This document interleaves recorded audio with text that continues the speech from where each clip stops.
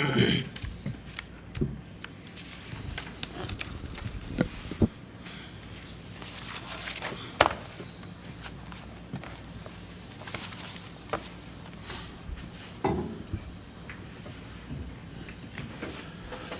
morning. This is the Ordinance and Policy Committee. Today is April 10th, 2024. Present today are Councilman Clunt and Councilman Schramm. Also present are appointed officials, City Attorney Paul Jensen, Finance Officer Chandra Phillips, and Public Works Director Troy Kruger, and our Code Enforcement Officer Daniel Furness. Danielson.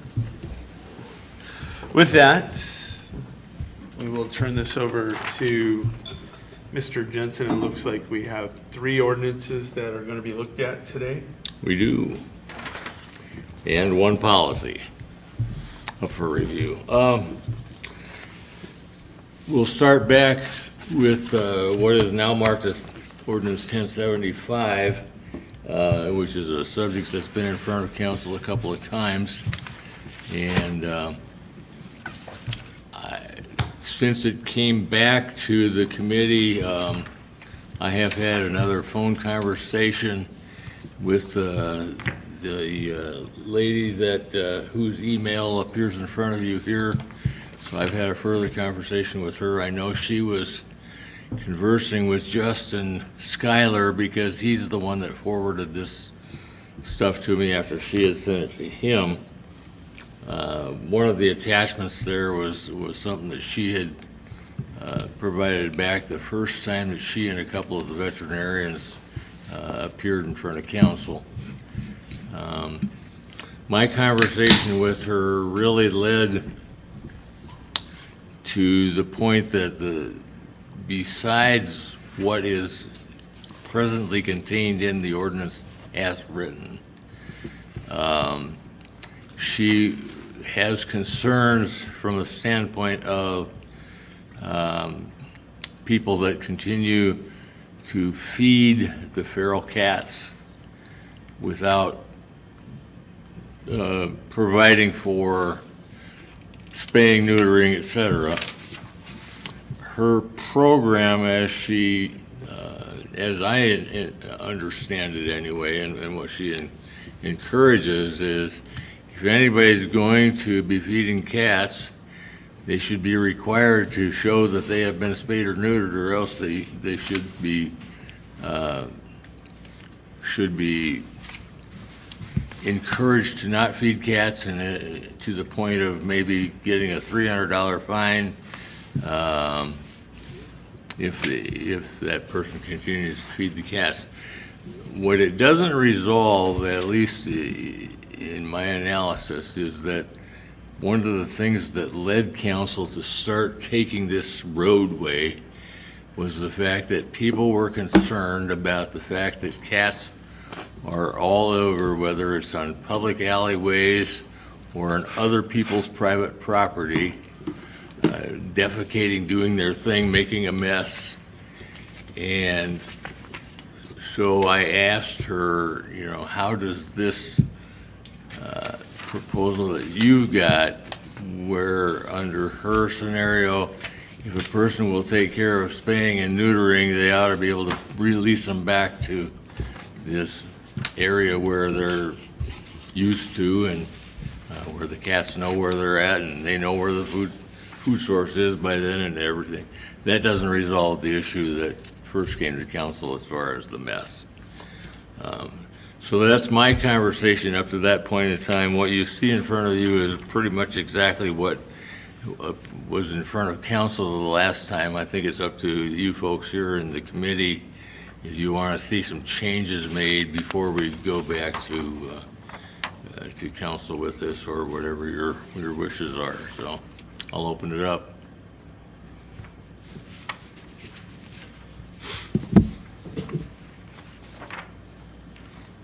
I'll start.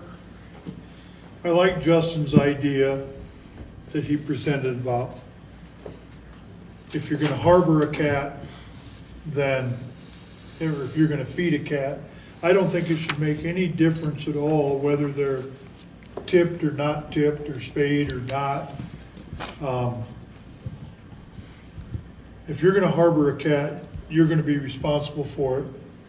If the cat encroaches on somebody else's property, that's a violation of that should be a violation of our ordinances. And if it is, without implementing the ordinance that we presented last week, I don't know that the policemen have any authority to go get a cat off of my porch They don't. that isn't my cat. That's why we need, don't let your cat go on my yard.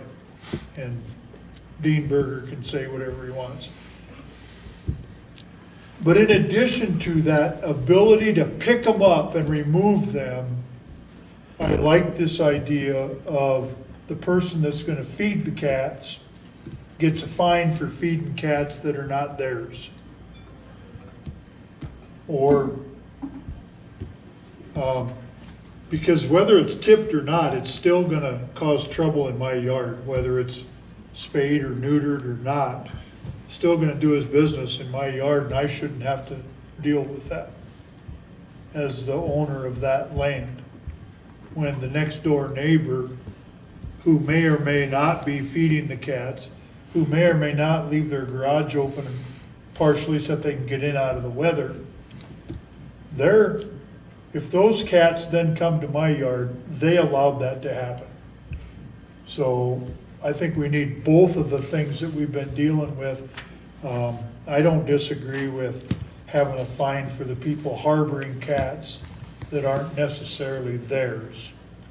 How we write it up, how we prove it, that's not for me to You just decide. asked, you just went to my question was, I'm not sure, how do we prove whether the cats that they're feeding are their cats or somebody else's cats or feral cats? Yep. I don't know how we do. I understand, only through video, I think, I mean, Well, anytime they leave their property, they're breaking the ordinance. So if they're not keeping them if they're feeding them and not keeping them just to their property, they've broken another section of your ordinance by letting them roam off their property. right, So but I think that's. what I'm getting at is how do we write the ordinance so that our police officer can go in and take that cat and be legal in doing it, take it to our pound, and 2 days later, haul it 18 miles out in the country to the farmer that has predetermined that I'd take 4 of these cats, or 2, or 1, or whatever our public safety commissioner has. He's told us on more than one occasion, he has these people lined up or willing to take these cats that we capture. Yep. I don't disagree with humane and all this stuff and making sure that that guy isn't just gonna use them for target practice, you know. I'm sure that's what some of this information that we've gotten, the vetting process is gonna have to be, are you gonna take care of the cats when we give them to you? You know, and by that, feed them and water them and give them a place to chase mice. To answer your question, as far as do we have the authority, do our officers have the authority? Under this ordinance, as long as the cat is either on private property that the owner says, that's not my cat and I want him gone, or on public property, either place, Right. the officer would have the authority to pick him up. But do we have that authority before this ordinance? No, No, that's We don't. why we need to pass an ordinance now. correct. And yes, I agree with it needs to be right, but we have, according to the Public Works Director, several complaints of these cats running around unbridled, whatever the word might be. Well, what's our process for a dog? Because if I call 911, or if I call, dispatch, and I say, hey, there's this strange dog in my yard, I've never seen it before, they'll send somebody over and they'll pick it up. Right. So, We have that They'll mimic ordinance your now. dog. and that's legal, we can do that. Correct. We have an ordinance to cover that. We have an ordinance about dogs at large off of the property where they're owned or. And didn't we use that ordinance to add No, the cat if you look, section to it? if you look on this, That's where this whole I agree. thing started 3 if months you, ago. Brad, was if you adding look under cats to the dog the ordinance. front page there, under 90.40, there are 2 lines that are struck out. No, you're on the Gmail there. I'm Oh, on the email, okay. on the ordinance itself. It's right behind your agenda for today, Brad, and it's highlighted. Oh, okay, 9042, 904, okay, that's 1075, yeah. You got 9040 there. Yeah, number of cats, and then we changed That that. to is cats. the current ordinance that exists, that line and a half that is struck out. That is Okay. all that our current ordinances say about cats, More than 3, right? Which, by the way, the courts have held is not. creates a nuisance, then we Not have the nuisance constitutional. law. Yep, okay. Yeah.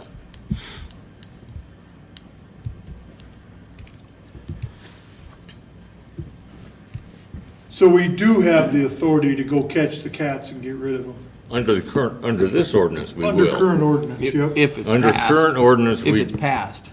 Currently, we do No, not. this 9040 is current, that's already in law, Only the, Right? only the those strikeout 2 portion. struck out lines, are already in law, that is the law. right? So if you And all have it says is you more can't than have more 3 than 3. cats, If you have more than 3, that's a nuisance. and the solving of the nuisance is to take the cats? Or fine Sure. the people, someplace else we tell them, we can take your cats and we can fine you? We have a different ordinance that talks generally about nuisances, Okay, not specifically about cats. okay, That's one of the places where our current ordinance lacks, is Yep. really defining what happens if somebody's in violation. okay. But like I say, the problem is, I look at that 2 lines, and my first response is, we gotta get rid of that because it's not lawful to enforce that. The courts have held that's not constitutional. Because of the number of, Yeah. Cats. A strict number without any reasoning, shape, or force doesn't look at all as to whether or not the person can handle more than 3, whether they have the facilities, whether they have the ability, as opposed to some people really can't take care of 1. So this, just a flat-out number, the courts have struck those limitations down. If you were going to issue a fee to someone who's feeding cats, would that be on the bond schedule, or would that be an administrative citation similar to what Dan does? It would, well, we would have to draft that in, and I don't know how I would assume it's probably going to be something that is going to be handled by the police department. Okay, so I know that's one of the questions that keeps getting asked, and I saw several times in her emails, why did we choose the police department? Because the police department are the only sworn officers that can uphold the law. That's why the police department got chosen. Even code enforcement can enforce our city codes, Yeah. and can issue administrative citations, but they have no arresting power, they can't give you a misdemeanor, they can't do anything. That's why the police department was chosen, because they're the only ones who can legally do it. so what our challenge is to write a new ordinance number 1075 that not only includes, if you let your cat go on somebody else's property, your cat is gonna be picked up and fined, okay, that you're gonna have to pay. And then, the ideas that Justin is, and Felicia are putting forward, with what is the penalty gonna be if you as a citizen harbor cats that aren't yours? Yep. And, And that should all be part of 1075. yeah, if that's the direction council wants to go, I agree, that's where it belongs. And in my opinion, that should also be cats and dogs. If you're gonna feed and harbor cats and dogs that aren't yours, then you should be subject to a fine for aiding and abetting those Okay. dogs and Okay. cats. So that means that we want to bring the rest of the dog ordinances back into this then.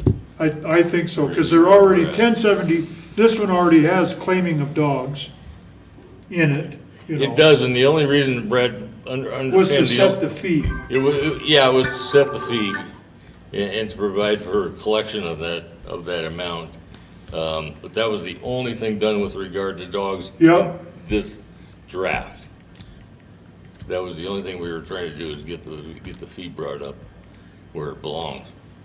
But we haven't redefined, because realistically, in some ways, the dogs and cats are gonna be different approaches as to how the problem is resolved. Okay. How can I say this? Mostly in winter South Dakota, not completely, but mostly in winter South Dakota, we don't deal that much with feral dogs. We deal with dogs that people are allowing to run free. Yep. Cats are a different situation, because the number of feral cats is the large portion of what our problem is. And so you get different approaches to how you're gonna resolve that, I think. One of the things that I come back to, and only because I want you to understand an issue that I think needs to be resolved if we're gonna go this direction, and that is, how do you define the ability to enforce the harboring provisions? If you look at one of the little pieces of information that she shares in her email, she talks about the fact that her neighbor's cats come over and she gives them treats while she's out sitting in her patio. But they're not her cats. They're the neighbor's cats. She knows where they belong, but she's willing to do that. Is she harboring? That's why the definition of the, they're not tipped, then they would be either neighbor cats. Yeah, that's what it says. Yeah. Well, you gotta remember, we're not going around policing this without a complaint. Without a complaint, right. You know, and that's where, you know, Sure. If she's feeding treats to her neighbor's cat, she's not gonna call the cops and say, this cat won't get No, out of my I agree yard." with you, but understanding what the harboring definition means, for most people, and Troy, you get some of these calls, Dan, you probably get some now and then, you tell me if I'm wrong.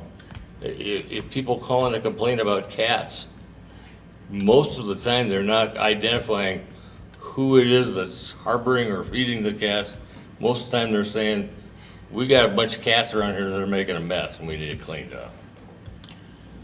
I did have a lady yesterday actually approach me, and she was very direct about who it was. And, yeah. Okay, all right. So you're gonna prove me wrong. I don't think the ordinance is gonna be perfect, but. Gotta start. It's going to address several situations that we've seen in the city, like, you know, no specific addresses, but when you have an abandoned house and the garage door is left open and there's a torn open bag of cat food, we have a problem. Yeah. I mean, that's something that's very easy to address. So is that landowner the one that's harboring then? Yes. Are we gonna assume that? Well, it's, no one lives in the residence, they're not, the cats don't belong to anybody. Yep, understand. I mean, if I have a pet and I'm gonna move to Valentine, I'm gonna take my pet with me. I'm not gonna just turn it loose in the city, so if you've done that, then you've added to the problem. So I mean, there's gonna be some pretty cut and dry cases, but I guess if somebody calls me, look, I've had a couple complaints, well, I think so-and-so's feeding cats over here, and they're all coming in, you know, I guess the only thing we can really do is maybe go document it, you know? We can, Yeah. you know, if we see evidence of it, we document it, and if we see it a week later, we see, you know, the same evidence, we document it. After 3 or 4 weeks of documentation that, yep, it looks like this person's. Send them a bill. Yep. then- but then there's, we have something to go on. then to prove that they're not theirs, the only way you can prove that they're not theirs is if they're on somebody else's property and that person calls in a complaint and says, there's not even a stray cat, a cat on my property. Right, and at And that that's when point we in have to time, go do something. Until somebody calls in a complaint, we don't know if it's their cat, a feral cat, or what, if they're Right. feeding them. It's when they cross the property line, that's the problem. okay, Whose property? Well, I mean, you know, if my Bottom line neighbor's is- feeding 20 cats, What you're saying is, and this is the crux of this whole thing. at what point do my property rights get protected? Yeah. And that's where you have to protect your property rights, your neighbor's property rights. And that's the crux of this whole issue, the Yeah. people that are complaining. So, when you put this on the books, you gotta have something on it just to start the process. Yeah. To protect your neighbor's rights, or that neighbor to whoever's feeding, they have rights. Yeah. That's the whole issue. Call and complain, you can bring over a cat trap, that cat comes over there, you trap it on your property, you don't know whose cat it is. Well, we've seen the feeders will complain that that cat's over there and will come and want that cat back. That's when you address the fines. Yeah. Yeah, I mean, Just- just until there's a complaint from a cat or a dog trespassing, we'll say, Yeah, it's trespassing, it is. probably not gonna do anything about anybody Right. harboring them. Yep. If you can't But keep them therein on. lies our problem. We gotta figure out a way to get 4 people on the council to agree that this is a problem, that this is the way to fix it. That's what our job is, you know. We know we have a problem because our people are getting the calls. Yeah. So we know we have a problem. What we also know is we have no way through ordinance currently to correct the problem. Correct. We need to write an ordinance or two to correct the problem. Whether we need to penalize the feeder for feeding them, or Your property rights. you get rid of the cat, you know. I mean, that's what we have to do, because yes, every individual has a right to have his property like he or she wants it. And if it's supposed to be cat-free, then I want mine cat-free. And what we'll end up with, if this council does nothing, we're gonna end up with anarchy. I'm gonna shoot the cat. And then I'll get a call from the city attorney saying, you can't shoot the cat. Bullshit. It's on my property. It's on my property.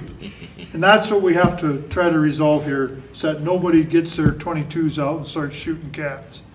I don't wanna see that happen. Yep. I say it in jest a lot, but nobody wants to see a dead cat in the middle of the road. Well, and we gotta get the complaints funneled in right. I mean, they need to go to the police department and to Dan. Troy don't need to be fielding cat calls. You know, Kelly at the street department, that's not, I mean, get them funneled in to where they need to be going, Yep. and those people handle them. But even at that, without the ordinance to let the police enforce, we're nothing. It's like not putting a stop sign up at the highway and Yeah. expecting people to stop. If you're looking for making sure the police have the authority to pick up offending cats, this ordinance as written will do it. But one councilman in particular would like us not only to pick up offending cats, but offending cat feeders, and we don't have a law that says you can't feed stray cats. If we had that law, then we could do exactly what It does make. might get this thing passed. Now, one thing to notice, and this maybe is a middle ground Okay? on this issue, That's what I'm hoping for. is the person that is harboring the cats can be responsible for the cat being at large, where it doesn't belong. If you can prove whose cat, or who was the Who one. was feeding it? Who was harboring this cat, yeah, Yeah. feeding is harboring.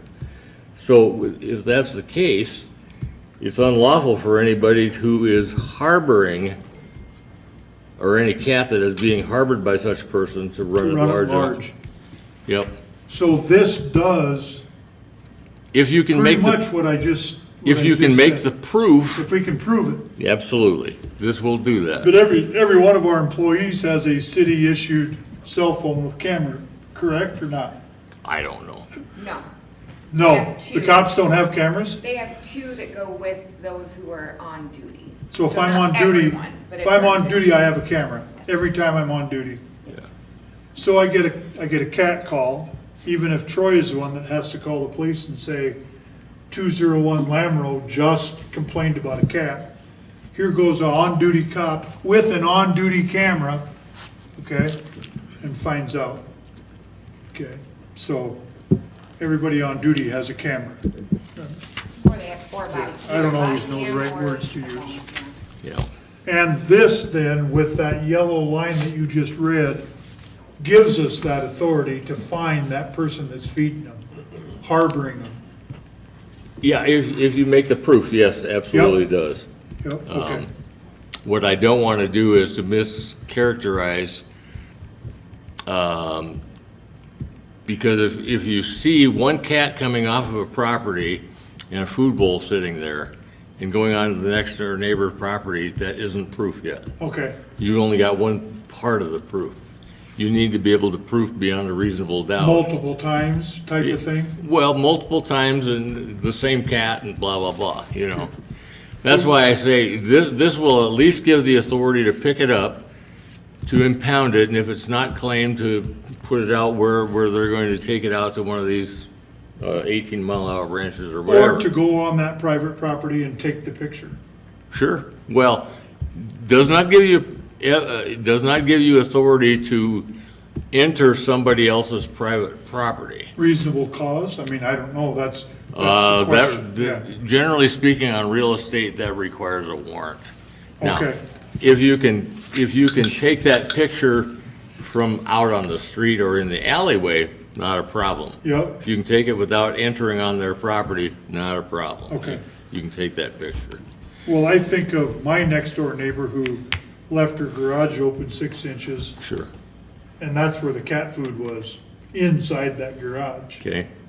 Okay, and like I said at another meeting, as soon as she moved to Gregory, I don't have any cats around my house anymore. Yeah. None, Yeah. even though the garage door is still sometimes open, there's no cats, because there's no food No food inside. in there. Sure. Sure. So, Yep. The other thing that I have noticed, just speaking downtown, you take care of one other problem, sometimes it addresses this problem as well. yeah, The number of cats downtown, at least on my block, are down a lot because those two buildings are gone. sure, In the back of that one building was the place downtown is that right? where there was 50 cats living underneath that building. Yeah, The one we tore down? Yep. So are you adding the fees for feeding? That's well, gotta that go- was a that's gotta go- suggestion that we got. That's gotta go on the docket, that's gotta be where they can write a ticket, Bond schedule? a bond schedule, and Right. then they write the ticket, and if they wanna fight it, they take it to court, and we would Right, have an yeah, opportunity at yeah. that point. That has to be in this ordinance, right? That fee, Well, the fee is already in here For feeding? no, if we catch them, for harboring.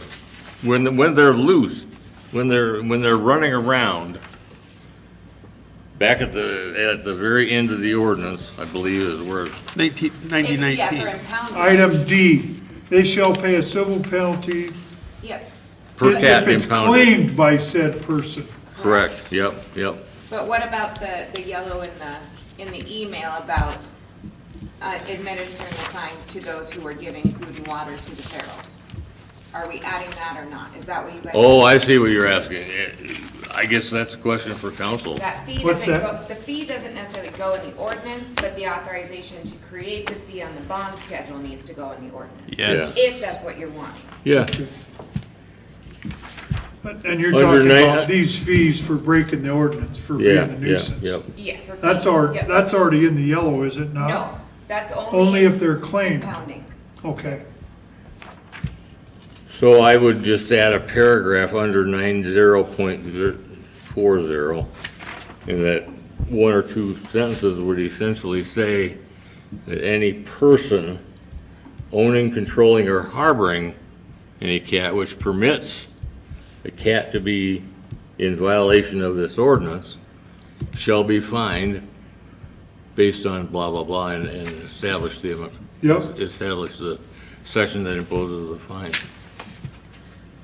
Or shall be guilty of the class 2 misdemeanor. And And that's even if we don't pick it up. right, Yep, if you can make the proof, you could write the ticket to the person that's harboring the cat. even without picking it up. If you can make it stick, if you got the evidence.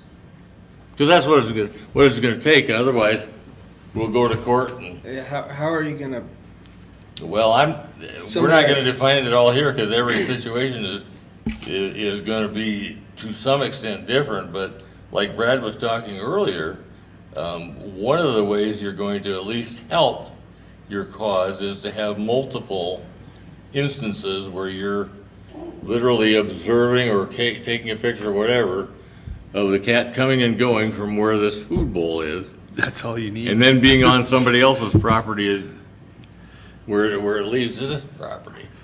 If you make that evidence, and aren't you still still not containing your cat? I mean, Well, maybe, that's when you maybe you're catch it on their still your property. cat and it's trespassing. Maybe it is, maybe it's not. How are you gonna prove that it's not your cat if they say it's mine? there's part of the problem of producing the evidence. Yeah. In some instances, you walk up and say, whose cat? Who's mine? Or I feed you. Once we get though a complaint by the neighbor who doesn't want cats on his yard, it may be 5 or 6 trips for the city cop to go prove that the neighbor isn't wrong. Possibly, Yeah. Might. It may be.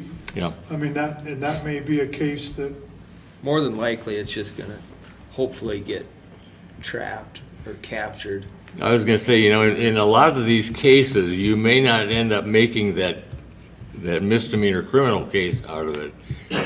But if you can get the violating cats picked up and away from there and either impounded or off 18 miles from town, or whatever whatever the thing. wherever that place is, yeah. At least that's going to be the focal point, whether or not you're able to make the criminal cases. And I know that Councilman Schuyler wants us to get it right the first time. But I think the key here is we need to get something written. Even if when we try to enforce it the first time, maybe we get thrown clear the hell out of court. Yeah. Then let's fix it like the court wants, Correct me if I'm wrong, Paul. You can lose in court and learn for the next time. Oh You're yeah. right. You're right. Every Yeah. time we've lost a case, we've learned from it. And gotten better. Yeah. Yeah. So I have Yeah. a question on the vetting. I don't personally feel, this is me personally, that it's the city's responsibility to verify what you're doing with that cat once you've said you've taken it. Now, I know I've asked before, hey, my parents would like some mousers, can I get some cats? Well, will they have this, and this? Well, it's a ranch. Like, they're gonna be out and about in the cold, and I can't guarantee you that another mountain lion or whatever's not gonna come get them, I can't promise that, and then I get turned down. I don't think we need to be that specific. If you really want somewhat of a vetting process, I suppose you could have some type of document that you give to those farms and ranches that say, yes, I want this animal delivered to my property, and yes, I will feed it. I think it would take 4 out of the 6 council people to require a thorough vetting process. How important is that to the majority of the 6 councilmen? Don't know. I know one it's gonna be important to. You're getting a whole new council in I 3 weeks. I understand that, yep, but I still say that, If we're going to do a vetting process, that's not going to be even set forth in the ordinance here. right, well, this, What that's going to be is Didn't I a read in policy here that- that's going to be aimed at your police department, at or the code enforcement officer, well, not so much, I'm sorry, animal control and the police department is really where you're going to set your policy for how you're going to vet the release of the cats. Yeah, this is probably a conversation later too, but I think our animal control person's gonna have to become more involved in what we currently are getting out of our animal control person. Right. Whether, I'm not saying it's not a wage change we gotta figure something out with that particular position. if we're going down this road. It'd be a job description change. Yeah, it's just, Why don't I do a little work on drafting in the part that's going to give us the authority to fine somebody for harboring? Get that drafted into that paragraph, and then we come back here in a couple of weeks and try to, and if we need to fine tune it a little more, we can, and if it's ready, then we can take it to council then. so can that be two different ordinances, or do you want it all in one? Were you talking about the vetting? I don't see vetting as part of the ordinance. The fine for feeding them. The fine will be part of this ordinance here. I'll include it under 90.40 Yeah, and there you're talking about a fine for harboring, for harboring. Right, It'll be okay. for, yep, which I didn't see in here. And that takes care of the issue that Councilman Schuyler had addressed in his email to all of us. I Is think that so, not? yeah. So let's see that, and then let's get it to him before we present it to council again, Okay, you know. And all then, right, that's what, I'll get that ready for next time, and we'll come back in 2 weeks and see. So what I'm also hearing, because these things keep coming up in the conversations and it won't stop, is it's being asked about budget and location, how we're planning to do this. So what I'm hearing from what Austin just said, there are other things we're gonna be looking into too. Potentially changing a job description for animal control, that might adjust budgeting, potentially looking at vetting, which may, you know, if we have to deliver them, all of that. but if those questions are coming to you, tell, No, they're in these emails from her. She keeps bringing them up. I guess. but she needs to go to council about that stuff, not the finance officer. She's not coming to me. I'm saying Oh. that this is in these emails that Oh. she keeps addressing council on them. Yeah. So that's why I'm asking, don't forget that those are other things that Yeah, there'll getting be asked more. too. Yep. Okay. Thank you. Ordinance 1076, which I think is gonna end up getting renumbered, but that's okay. 1076 comes along because of the fact we've been approached particularly by the South Dakota Department of Transportation, concerned with the areas where the red concrete areas adjacent to the curbs are being parked on or by vehicles and causing damage.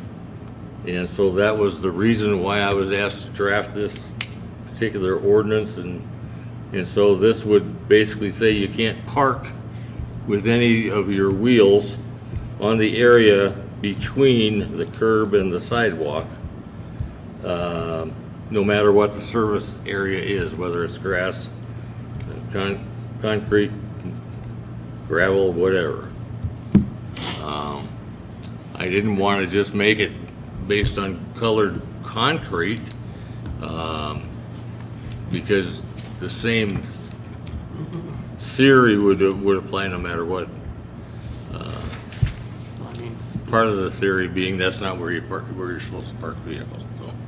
I parked my vehicle on a concrete parking lot that I paid for originally, or that my landowner paid for originally, which abuts both the curb and the sidewalk. When they built the new highway, the state of South Dakota replaced my existing parking area with new concrete. According to what I read here, I wouldn't be able to park my pickup where I currently park it, next to the sidewalk and next to the curb. Are you on the sidewalk, Brad? I am not on the sidewalk. Are you on the pink? I am on what Grandpa originally paid for to park one of his cars on it. He had two cars, one driveway, and he constantly complained about having to move one car to get the other one. So he filled in the grass with concrete, the grass between the sidewalk and the curb, filled that in with concrete and parked there. I continue to do that. I don't know that we should have an ordinance that says I can't. I look at Fifth and Lamb Road, where when the man parked in the street, you couldn't see traffic coming up Lamb Road. And I don't know if we wrote him a letter or not, but we specifically told that landowner, park in the boulevard so that I could see around your car. Now, that boulevard is not concrete, it's not gravel, it's absolutely just mud. And yet we told him, asked him, gave him permission to jump the curb and park in that area And see, we because he can't, was a traffic hazard. we can't do that because we're basically saying, we're asking you to go ahead and violate.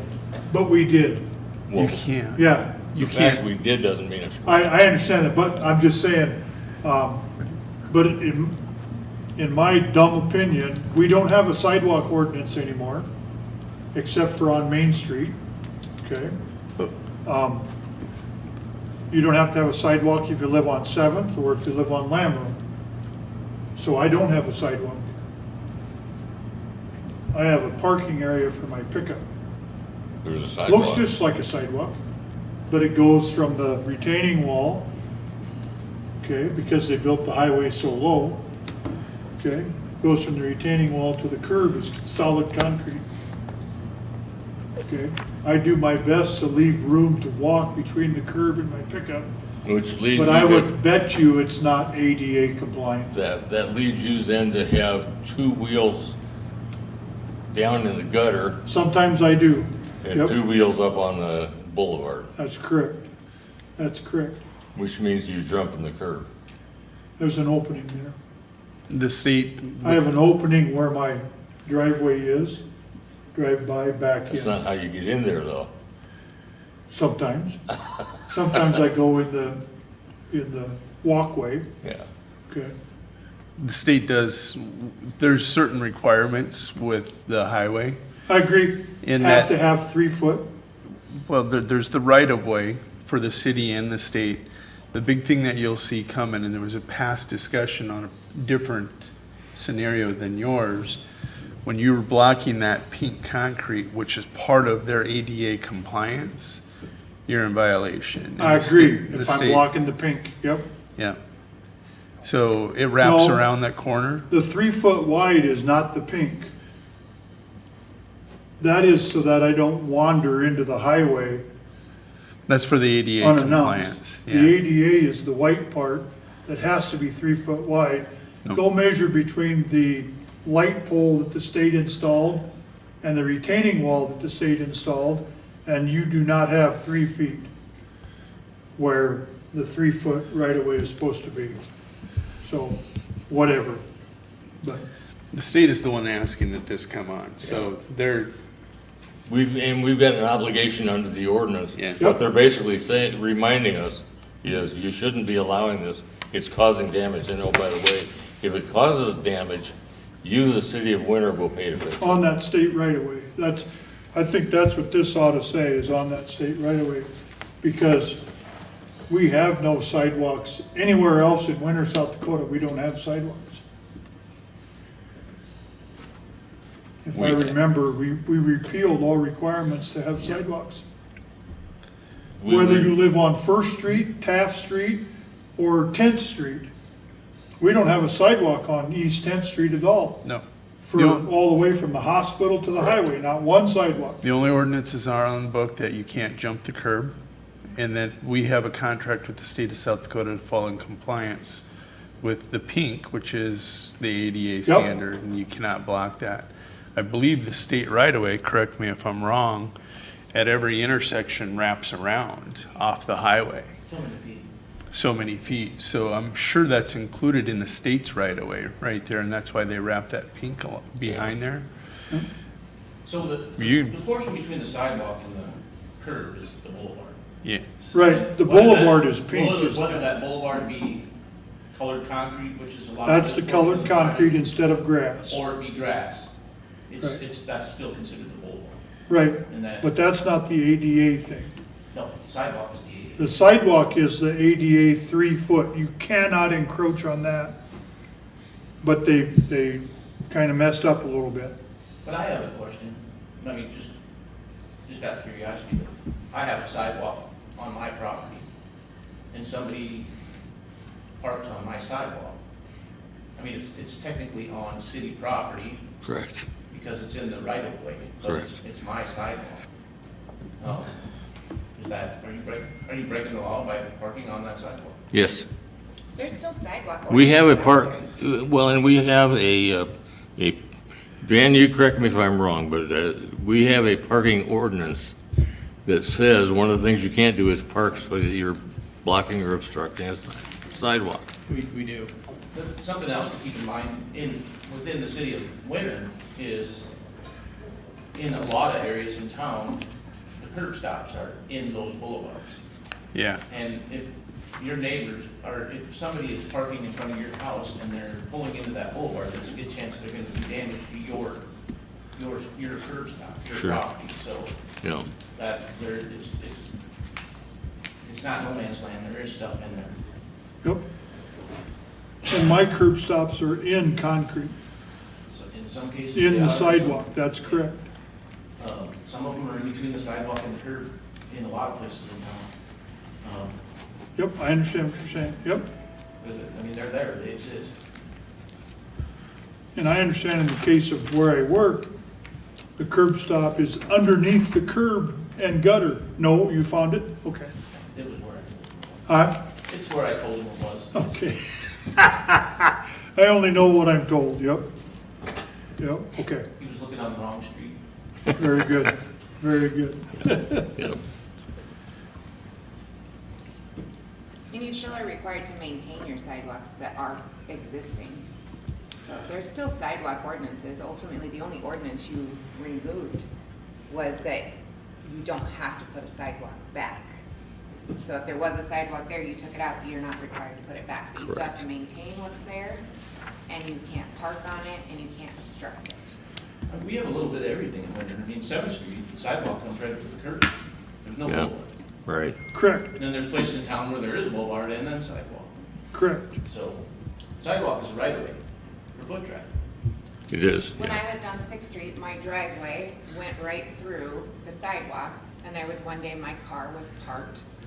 The back end was blocking a portion of that sidewalk, and the cops were called on me, and I had to move my vehicle, because I was still blocking a portion of that sidewalk. Yep. yes. Yep, So, So, where do we go with this? What do you think, Austin? I was comparing the 4 inches of gravel and different things where you let people park on empty lots to parking in the boulevard. Not a whole lot of difference if you're off the street, So, but okay, so your concept would, well, let me kind of turn that around and take a little different approach based on what I heard the conversation between Brad and Jody. If this focused strictly on the platted right-of-way along US Highway 18 and applied it and said you can't have wheels parked in the boulevard in that area, yeah, I mean, and left everything else alone, would that work? I think I think we don't have an option to do what the state suggests. Right. I mean, if they suggest something on Highway 18 through town, I think we follow and that's what B should whatever they say. say. Yeah, Unless we want to be paying to rip up and replace Well, it. yeah, and Right. that's not something we want. but Right. my point is, if item B were specific to state right-of-way on Highway 18, Okay, I'm good. Or 44, Okay. or whatever they Okay. call, right, it. right. Because 18 is a federal highway, but, so I don't know. Yeah, US Highway 18. Yep, Somebody can gravel their front yard and turn it into a parking lot with 4 inches of gravel. As long as they're not jumping the curb. Yeah, as long as they're not. That's the key. Right, right. We have that. yep, So for purposes of this, if we just change it so that it only applies to US Highway 18 in the right of way, and I can make that change, we'll bring it back in 2 weeks and, and that ought to See if I accomplish please it. the state then? pardon me? That ought to please the state then? Well, I don't know if it pleasing them is the word. I think they were just putting us on notice that we have a contract. Yep, And under our contract, we are supposed to take reasonable steps to prevent people from parking on or driving on that red concrete. And if there's damage occurs under there, it's gonna be our responsibility to fix it. at city So expense. this will just be for Highway 18, this won't address like in town? That's what I wanted to see. Because I mean, I'm just playing devil's advocate here, but, 6th Street, for instance. If you park a car on both sides of 6th Street, it's tight for one car to get through. I mean. Right. So then we should maybe look at, on some streets, no side street parking. You know, I mean, before you start enforcing. Well, on 6th Street, don't we have no parking on one side? And we have There yield is. to oncoming It traffic. is in places, but it isn't. and Not all the it's way consistent across. with the whole Right, stretch of 6th Street. and then we have some signs up going east, yield to oncoming traffic. So if somebody's coming west, Yeah, you gotta pull over. right, You might right. be able to make the same case for Lammer over here, on the top of Lammer. If you have 2 cars parked, Two cars in two meeting is, you gotta pay attention. there's only room for one person, and Yeah. if that's in the right, you know, if you're going up Lamb Road and you have a car coming the opposite way, you could have an accident because Yep, it's pretty tight. I mean, most of our streets are in that 32, 33 foot wide, but we do have 26 is 60. yep. And we have a couple other streets that are in the 20, 29s. So it gets tight with 2 cars Yep. parking. both sides. Fifth and Lamro intersection's bad. You know, they got a couple, Fifth and Lamb couple, Road? I think the That's where, Louis vans or That's something on the on top the of the side hill. of the street. And the vehicles on the east side. It's a. Well, I'll bring that back in 2 weeks. I'll do a little I work. like the idea with the addition of along Highway 18 I'll make it that, or state right away. yep. Yeah. Because, I don't know if anybody parks after you get to the junction and go east, You can't park on 44. nobody parks. You can't leave a vehicle unattended on Highway 44. Highway 44, this really isn't gonna be a problem. It's- Okay. 18 is where we need to Okay. control it. They don't provide any kind of parking area either, so if you leave it unattended, then they'll take it. Very good, yeah. And we 'cause do you- have some of this boulevard on different areas going east from, after it curves towards Cologne South.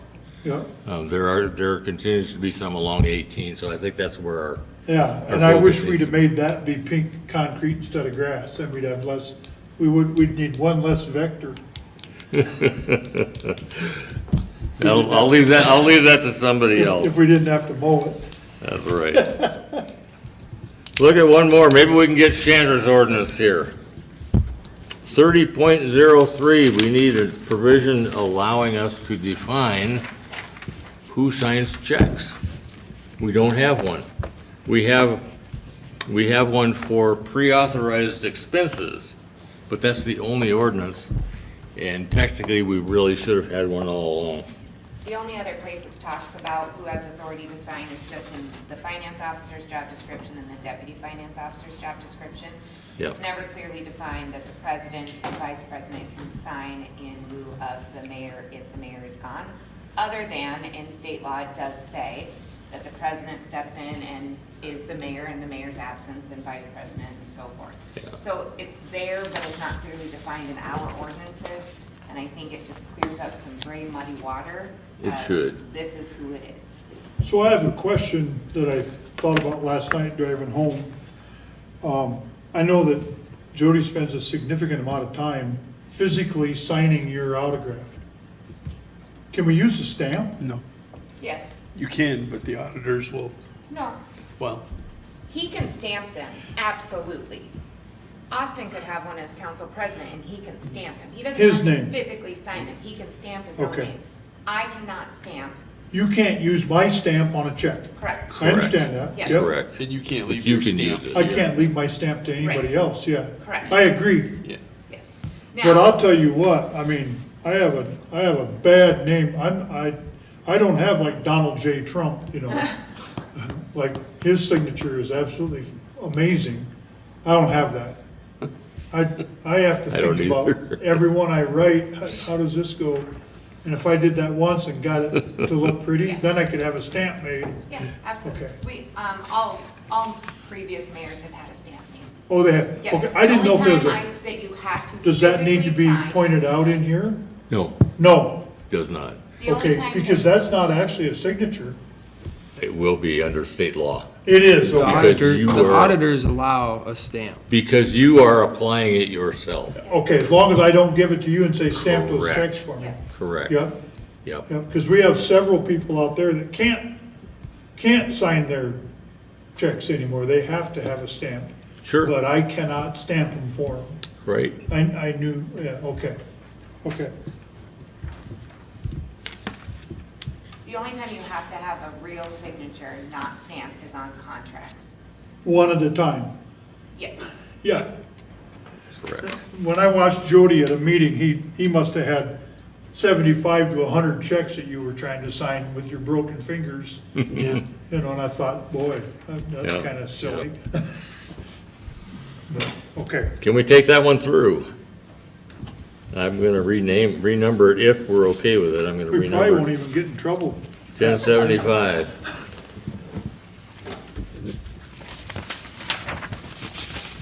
Give it some time, somebody will argue it.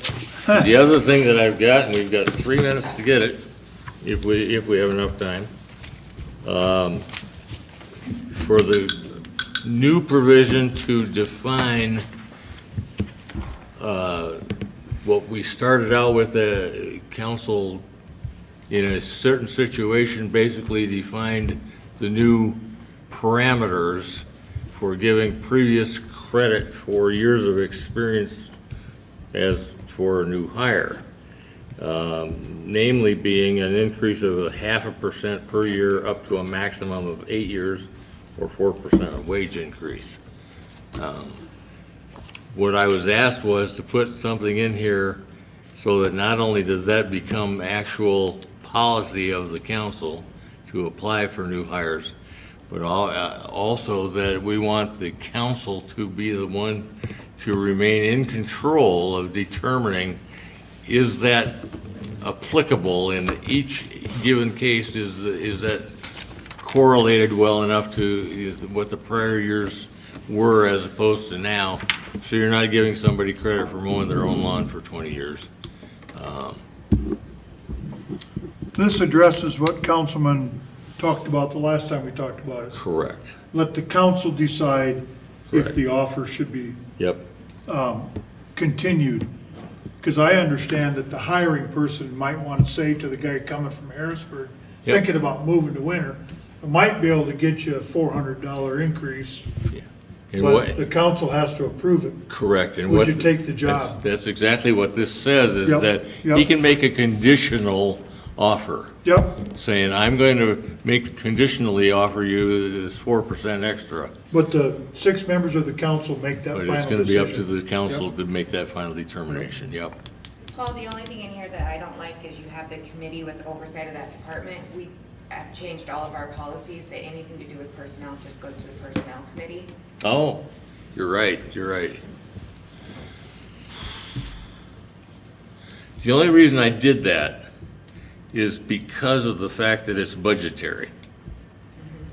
And so it has a budgetary effect on that department. That was where my head was when I was drafting that. But So what happens if it goes through both committees before it comes to the council? So the main reason we're not sending personnel stuff, and I understand, everything can change in the next month. The main reason we don't take anything personnel to anything other than personnel is because these are live streamed, or they're streamed, they're recorded, and unfortunately, far too often, we were bringing it up before the camera was off, and that is not public information to be talked about. true. Who we're gonna hire and what we're gonna pay them is not Correct. public information? Not until it's done. They get it every January. Negotiation. Not until it's done. Yeah, Okay, very when you're good. in negotiation, it is not public Yeah. information. Okay, Yeah, You're making so- an offer to somebody, you don't want them and their current employer to know about it So then yeah, they've accepted and council has approved it. okay. we were finding that it was confusing department heads. Well, I want to talk about this here, but then, oh, no, wait, you can't talk about that here. Yeah. So it was easier for everyone to say it comes to personnel. Yep, yep. Because then it's not. You don't record the personnel? No, that's in Mr. Jensen's office. It's not even in front of a camera. It's essentially a quasi. I think you're absolutely right on this. So look, why don't I change that? It's going to be recommendation to the personnel committee. And the personnel committee will then make its recommendation to city council. And ultimately, personnel committee is who tells you what your budget for personnel is, you know. True, you're gonna plus go about it's the CPI. department head and the appointed official that are starting this process, so they're. Whether he works for water or not, he's still under personnel. Correct. He's yeah. still a personnel. Personnel committee's gonna have that, so, yeah. Yeah, Okay. I agree with you, Chandra, as we talk through this. So I'll change that to personnel committee. Otherwise, anybody see anything they wanna change? This is based on what we talked a couple weeks ago. Correct. I like what I read here now. Okay. This ought to satisfy you? Yeah. Okay, Not really. 2 out of 4 is not bad. That's a Not good bad at all. day. that's right, all right. And in 1 hour. And it's 9 o'clock. We made it.